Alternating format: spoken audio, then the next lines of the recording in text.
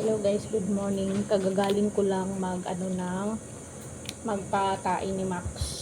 Yung alaga ko siya ito, bayabas. Nugasan ko na to. Sobrang init talaga guys.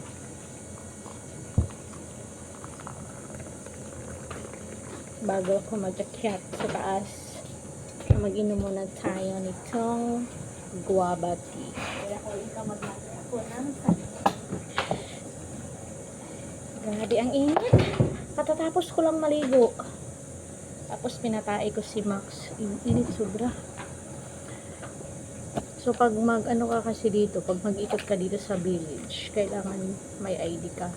Kasi pag wala kang ID, huhulihin ka ng mga guard. Tapos ang penalty is 500. Natawa ako noon, dinamit. Nung nagpadala ako ng pera, tapos nakalimutan ko yung ID. Tumakbo ako, nahalata tuloy ng guard. Hoy, saan ka punta? Bakit? Yun pala, yung ID ko nakalimutan. Nakadetect siya na wala akong ID. Pinapunta ako dun sa Buti warning lang. Natagalan pa ako kasi wala warning. Natagalan pa ako kasi nga may pinilapan ako doon na sa next time makita kang walang ID. Walang ID. Pababayarin na ako. Tapos ang ginawa ko guys, nung naglakad kami, nilagay ko lang yung ID ko sa bulsa ko.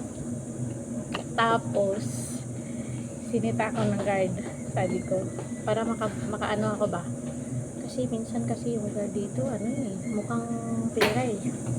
Tapos, nilagay ko sa bulsa. Paglagay ko sa bulsa, tingin siya sa akin. Kuya, may ID ako, nandito lang sa bulsa ko kasi nga, pag dito, maano sa liig. Hulihin na sana ako pangalawang bisis. Yun, buti na lang. Tiningnan niya ako.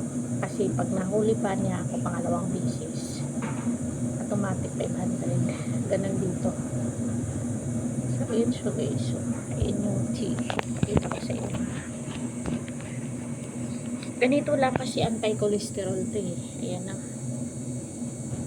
Anti-cholesterol, blood pressure, para maging normal yung blood pressure mo.